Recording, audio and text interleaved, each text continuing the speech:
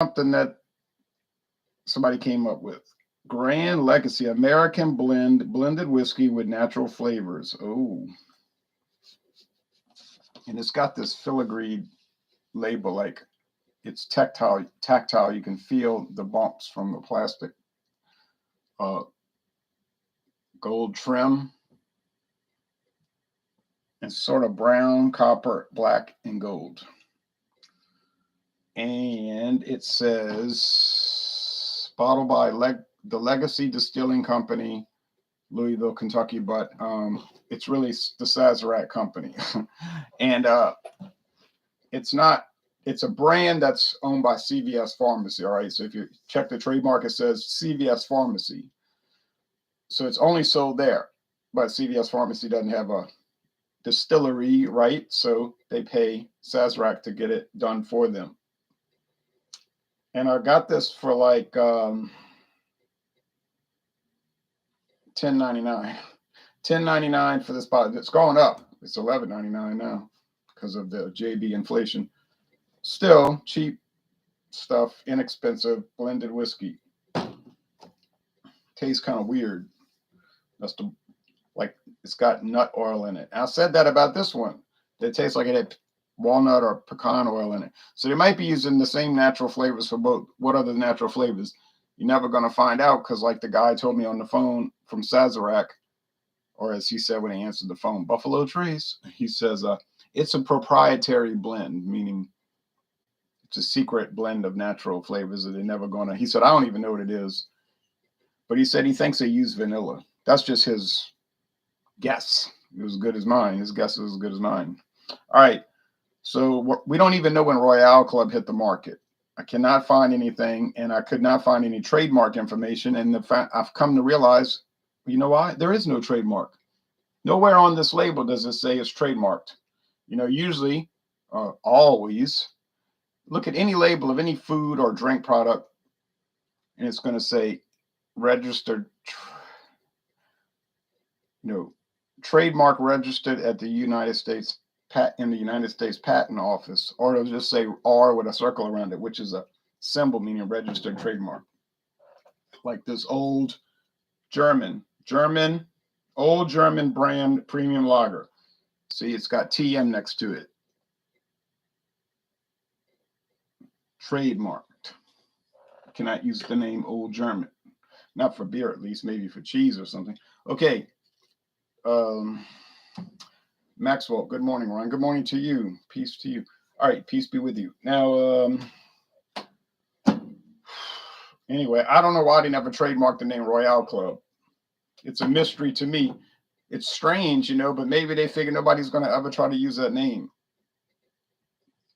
I mean, it sounds sort of hokey anyway. So, and then there's the Grand Seigneur, the grand sign of Royale Club. We proudly display for your recognition our crest of excellence. Its presence is your assurance of a superior blend of whiskeys. Okay, so when you see that symbol, then you know you've got a superior blend of whiskeys. And it's the same thing. It's like all fancy, and then it's like doesn't really make sense for the product. But anyway, these labels oftentimes don't make a whole lot of sense. I kind of like the brown and black and gold color scheme here, but I like brown. Like I used to want a metallic brown automobile. My father used to get angry. He'd be like, why would you want a car that's brown? I said, I don't know. I like the color, I wanted to get a brown Camaro. I saw a brown Camaro one time, metallic brown.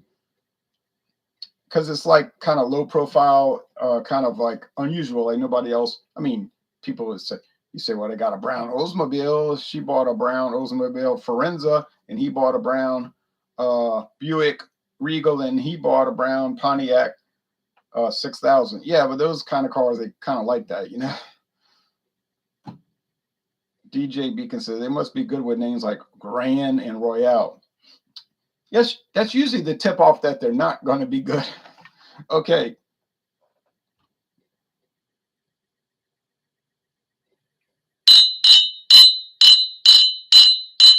Well, one thing we noticed, they're both the same shade, like copper, or like that metallic brown for the 1986 Camaro that I was thinking about wanting in my life. You know what I mean? Like in your mind, you want it.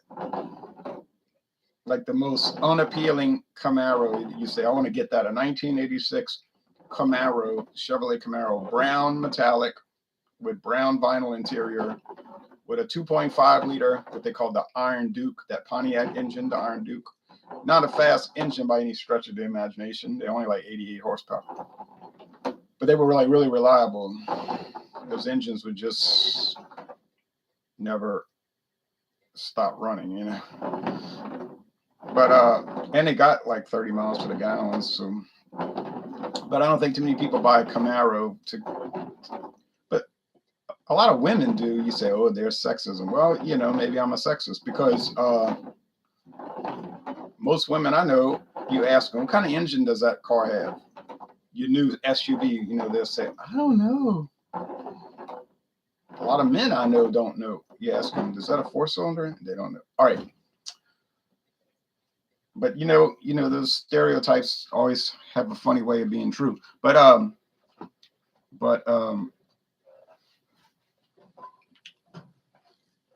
just thought it'd be kind of a kick to have a 1986 Camaro, metallic brown with a brown interior, vinyl, of course, and 2.5 liter engine, stick shift.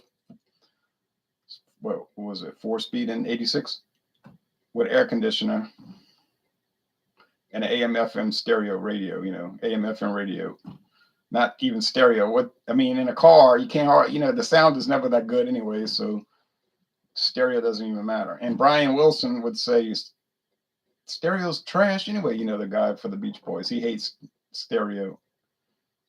He says that's fake sound. The world is not in stereo. It's monaural. He only likes mono. Okay. Okay. But I was like, man, that'd be like the rarest of the rare. But actually, those were available in 1986. You could get that.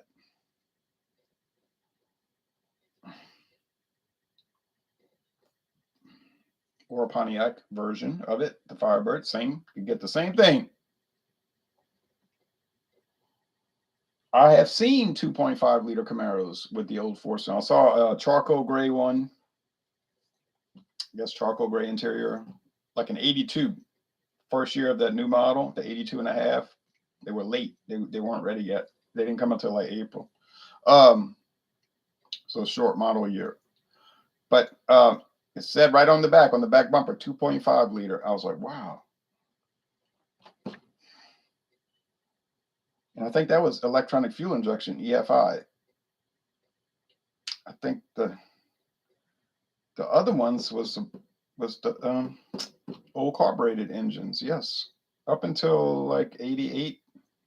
And then they had that crossfire injection for the high output engine, the high output 5.0, 305, but they weren't any good.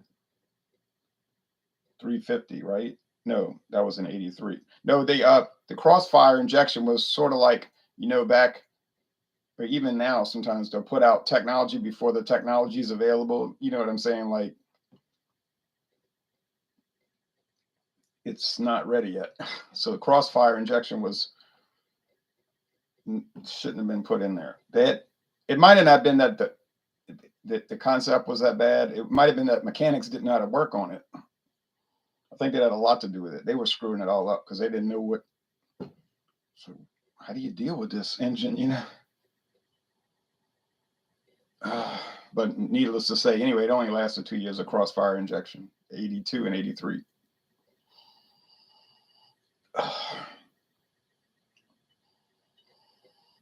Okay. That smells like whiskey, right? Corn. Smell like corn, a little vanilla, a little wood. I did have 4-cylinder Mustangs, by the way. I had an 81. Never had engine problems with that car, ever. And it always got good gas mileage. I'm telling you, like never. Stick shift, 4-speed. Was it fast? Nah. I'm not a fast car person, really. I just drive around, like go to the store and stuff. Or if I go to a football game, whatever, I'm just driving, you know, like I'm just normal. Like I'm not one of these, like, let's race. Oh, I got to have all this horsepower. I'm not. You say, well, you're not a man. You're effeminate. You probably like boys. No, I'm not into. I just don't care about that. I mean, I just drive it. I'm more into the appearance, like how the car looks. And I'm not. I never was one of these like muscle car people. Like, oh yeah, it's got to have this. I don't know why. Maybe I'm eccentric, but I think a lot of people are that way. Had an '89 Mustang 4-cylinder. That one wasn't as reliable. But it wasn't the engine. It was like the air conditioner. And it was bad Ford air conditioners. And a '93 Ford Mustang 4-cylinder. Last year, the Mustang 4-cylinders. And it was 2 spark plugs per cylinder. So you got more horsepower, 105 horsepower, which was enough for that car. It wasn't fast or anything, but it would get 32 miles to the gallon every road trip. Always get 32 miles to the gallon. And it was a 5-speed. The '89 was a 5. I always bought stick shift Mustangs. I wanted to get a stick shift Nissan when I bought this past car, but they said we don't have any.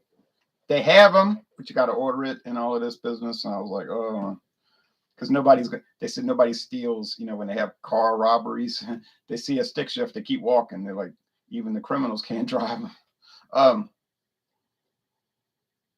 They're easy to drive, though. Yeah, same thing. Corn, vanilla, wood. So these are identical in aroma. They look the same visual. Copper, tan. Let's see the comment. I gotta have my glasses. Joe Biden's dentist said, I had a 2000 Mustang GT, fun car, 4.6 liter. Oh, yes. I had a 2001 V6. It was really fast for what I was used to, 190 horsepower. He said, that ain't nothing. They got the Dodge Hellcat, that's 700. I know it. You know anybody that buys a Hellcat?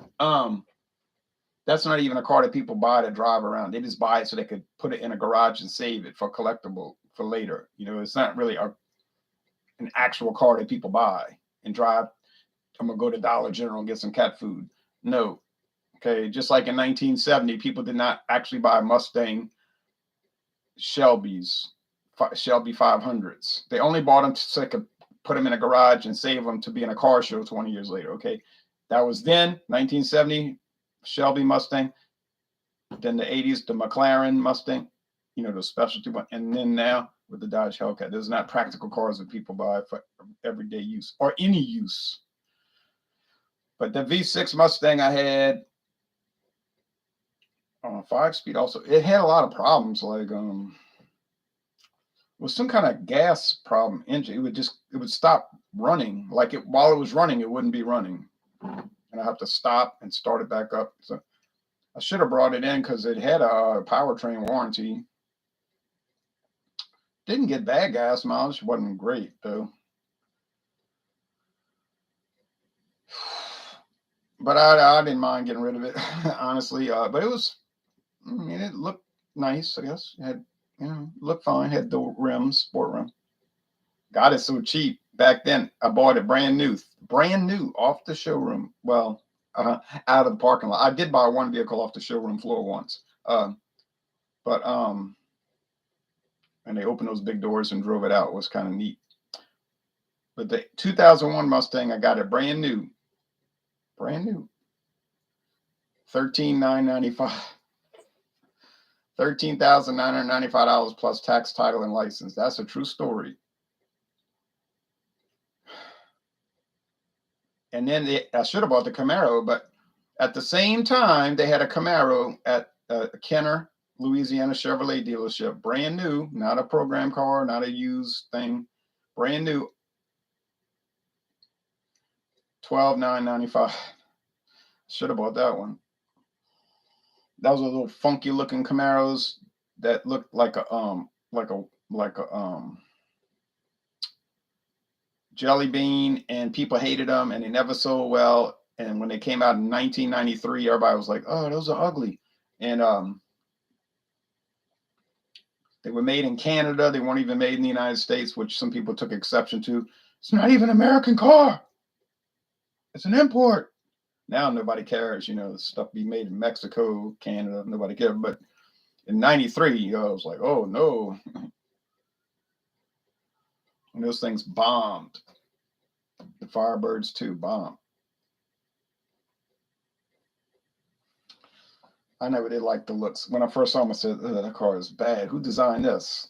Like, really Mustangs, they always had a nice design, but I don't know. I guess GM had a lot of internal problems in the mid 90s, early to mid 90s. They collapsed in 2008. Okay, so taste time. IROC Camaros. That's when Chevrolet was a member of, they were participating in the International Race of Champions. So they were able to use that name on the Camaro. Instead of Z28, there was the IROC Z because they wanted to feed into the fact that they were involved in that race series, IROC, International Race of Champions. But then when they got out of that, then they couldn't use the name anymore. So, but that's why those were called it. Good morning, Ron. Good morning to you, Jeep and Fruity. Caleb. All right, taste time. I don't think these are going to be too different one from the other because it might be the same whiskey in two different bottles. But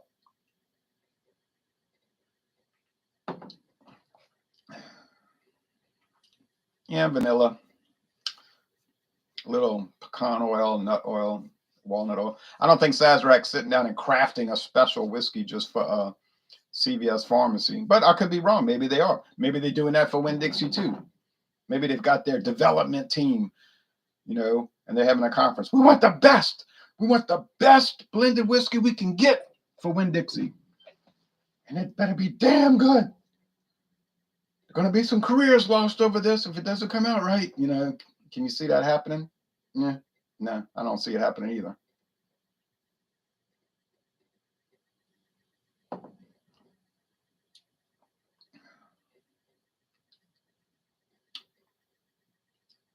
But it could be. And I could be I could be underestimating Sazerac.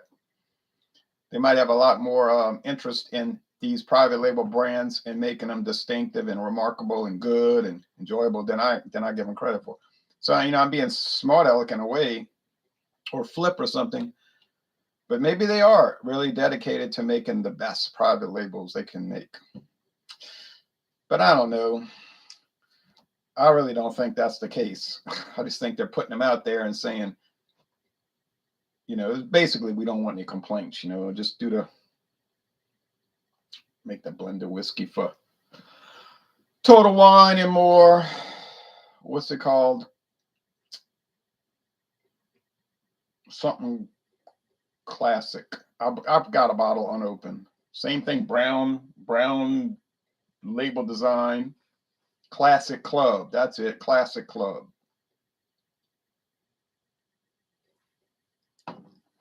And then maybe Total Wine reps are tasting it. Yeah, that'll do. Hell, it's $13.99, $14.99 a bottle. Ain't nobody gonna complain. But then once again, I could be wrong. Yeah. Is there a big difference here? I'm a little nervous because I don't think there's any difference here. And see, they're like canceling each other out. Like there's not a lot of nut oil coming through here and not over there. You get the vanilla, the wood, and the corn. Really, I'm getting vanilla, wood, and corn. Let's say these are 3-note whiskeys. They're 3-note: vanilla, wood, corn. But corn first. Corn, vanilla, wood. Corn, vanilla, wood. Do they taste bad? No, they don't taste bad.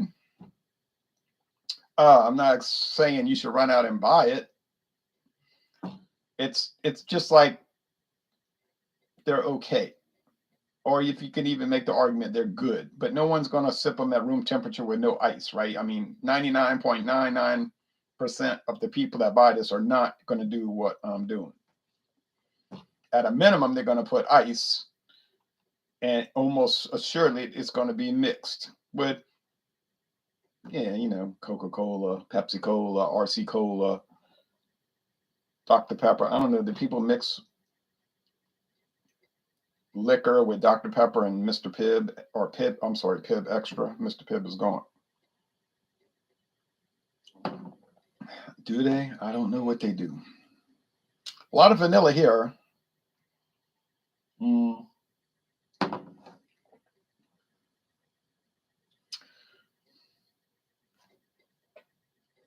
Maybe this one's got more grain spirit flavor. It's more like, oh, ethanol.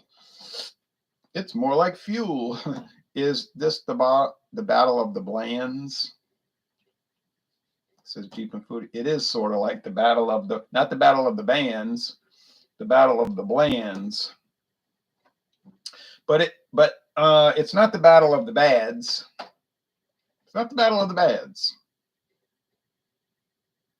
But you know, we are looking at it within a certain context. I'm not paying $6.99 for Royale Club and $11.99. Well, it was $10.99. $10.99. That was on special, wasn't a normal price. But I'm not paying $10.99 for a Grand Legacy and thinking it's going to be great. I mean, I do have some sense.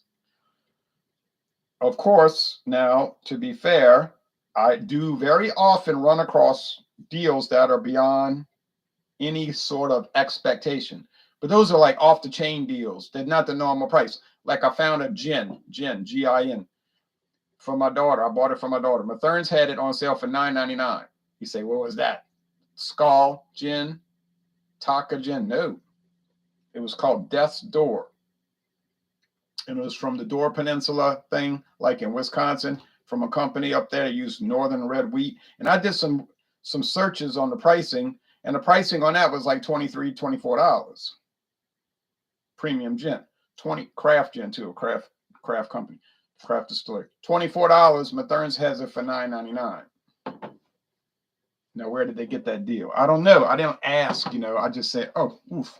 She likes to try all these craft gins, so there we go. Good present.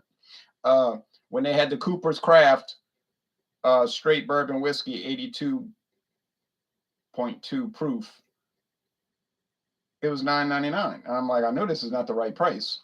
So I go check online. 24. Everybody got a $24. $23.99, $24.99. Well, yeah, you're gonna buy that. I did.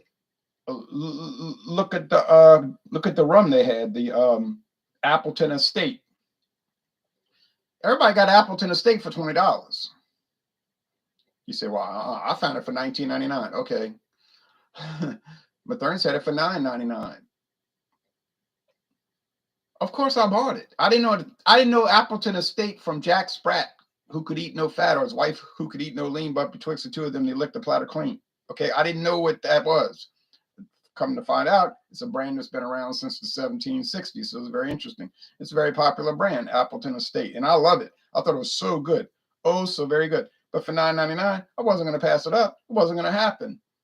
That was an impossibility. Now, if I go to Mathern's today and they got something else, like some specialty straight bourbon or something for that price, yeah, I'm going to buy it. I don't need it. If you go in the other room and look what I've got on the shelf, you're going to be like, oh, you need something, but it's more like some kind of intervention. You don't need more liquor. It's not like that, though. It seems that way, but it's just that I keep finding these deals, you dig? Joe Biden's denture said, found the Yingling Oktoberfest for $8.99 a 6-pack of bottles. That's a good price. 3 years ago, it was $7.99, but still. 3 Floyd's Munsterfest was $15.99 for 6 bottles off shopped price. I've never had we don't get 3 Floyds in Louisiana. Christopher Cooper says, hey, Jay, good to see you. I've been enjoying the duo reviews. Oh, thank you, Chris. Topher. I appreciate that. So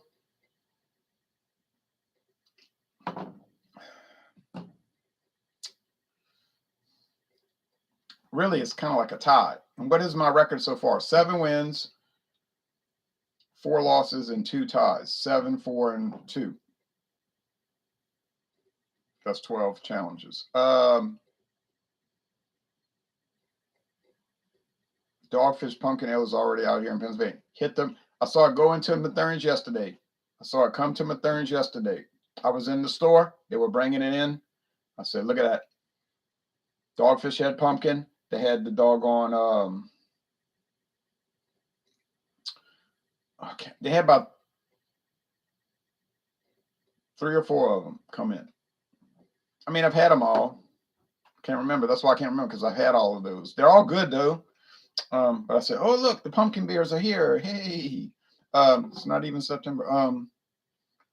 So yeah, like I thought, this is the Royale Club. What made me get it right? So 8, 4, and 2. Not a good record, but tolerable, I guess.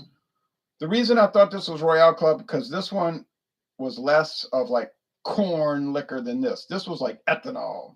You heard what I said? Ethanol, ethanol. So I'm thinking, I don't know this, but I think I'm right. I'm thinking they're going really low grade for the Gran Legacy. Just like that's some CVS brand. Who in the world goes to CVS pharmacy to buy liquor anyway, right? Like who goes there to buy that? And we tried the bourbon. You're going to love this video. We did the straight bourbon Jethro T Boots. It's aged 3 years. It's sour mash, straight Kentucky straight bourbon whiskey. You say, well, that's going to be really good. And it was $8.99 a bottle. I'm not kidding. It cost me what? $9.86 for after tax. I bought it last week. $9.86 2 weeks ago. You say $9.86 for straight bourbon whiskey after tax? That seems oddly low. Yeah, it is oddly low. So I let my friend David try. He wanted to try it. He was like, I got to try this, because he's got a CVS pharmacy about 2 blocks from his house. He's like, I got to try this, because if I can get a straight bourbon, that's good for that price. So we tried it. Now, he didn't know anything about it, and I don't really either, except I know it's been on the market for like 7 years. Oh, he was just unhinged on that video. He was so angry. Oh, y'all got to watch it. He was just like, this is fake. This is not bourbon. He just claimed it was corn whiskey. He's like, if I want corn whiskey, I'm going to buy mellow corn. I said, well, it's not corn whiskey. I mean, of course, bourbon is corn whiskey. And if you want to be honest, it has to be mostly corn. It's just a type of corn whiskey. But he was claiming, no, it wasn't really bourbon. He was saying that the company lied and they just claimed it was bourbon and it was just corn whiskey. No charred oak or anything. I'm like, are you crazy? It's sour mash, Kentucky straight bourbon whiskey. Oh, no. So he said he would have. Well, you watched the video. You'll like it, I guess. Craft Beer Tastic says Dogfish Pumpkin Ale is already. Yep. I already read that comment. Yep. Here too. If I see a single, I'm buying it for sure. I'm not sure about buying a multi-pack because I want to try to find new pumpkin beers, although the pumpkin beers have largely faded from our market. It's not like 10, 12 years ago it was like a big deal, right? The duo reviews are my favorite. The interaction between David and yourself is great. Oh, thank you. Sometimes it gets a little touchy, like an argument. And when we turned off the video for the Jethro T Boots bourbon, CVS Pharmacy bourbon, he said, I know this video is not going to get posted. I said, it'll get posted. I don't see why just because we disagreed it has to be not posted. The only time I don't post the videos if I think it just didn't come out right. Like it just seemed like bad, like we did a bad job or it was stupid or we said something so ridiculously wrong. It's like embarrassing. I mean, that rarely happens. It does happen where I don't post it. If I do post it, then I'll put it on the alternative channel like anti-war. I say I'll put it there. Nobody will see it, but because nobody knows about that channel. So this morning was a virtual tie. I mean, for all intents and purposes, it was a tie. All right. I mean, but Royale Club did sort of kind of in a way beat it. Only because it had a little bit less of that straight ethanol flavor. And it had a little bit more vanilla and oak. Price point, price point doesn't matter because they're the same price. Like literally, if you buy this or you buy Royale Club, whatever bottle size, it's going to be the same price per ounce. So you say, what do I gain from buying those? No. You don't gain anything. I just said you could buy it just so you could go around telling everybody, oh, I tried that once. You don't gain anything. Okay. So it's a wash. Now, starting tomorrow, I guess it'll take about 2 weeks. We're going to do bourbon. We got the Jethro T boots, which I did years ago against all the bourbons I had. Well, all those bourbons are gone. Now I got a whole new set of bourbon as I dissipated them and brought in new ones. So Jethro T boots versus all the bourbons I have. I would say that Jethro T boots would be lucky to win 30% of the taste challenges. I don't hate it, like my friend David hated it, but it's not really a product that has any kind of reasonable chance of competing. It may not even win 30%, may get killed every time. It's pretty much as low as you can go when you're doing bourbon, but it is an actual bourbon. It is aged 3 years and it is a sour mash, but then we'll see, you know. And then after that, it's on to Canadian whiskey. And that's another one that's going to be kind of shabby, I think. It's not going to do so well, but we'll see. How many alternative channels do you have? Oh, only one so far. It's called Anti-War. If you type in like Anti-War Keystone Ice, you'll see it come up. If you type in just Anti-War, it'll be like 100 channels, because there's so many channels like anti-war or claiming to be anti-war and such. But if you type in Anti-War Keystone Ice, it'll bring me up. You'll see my face and that. All right, thanks for watching, everybody. So sorry it wasn't fantastic, but we're not dealing with fantastic products either. I mean, somebody's got to do it, right? I guess they don't have to. Thank you.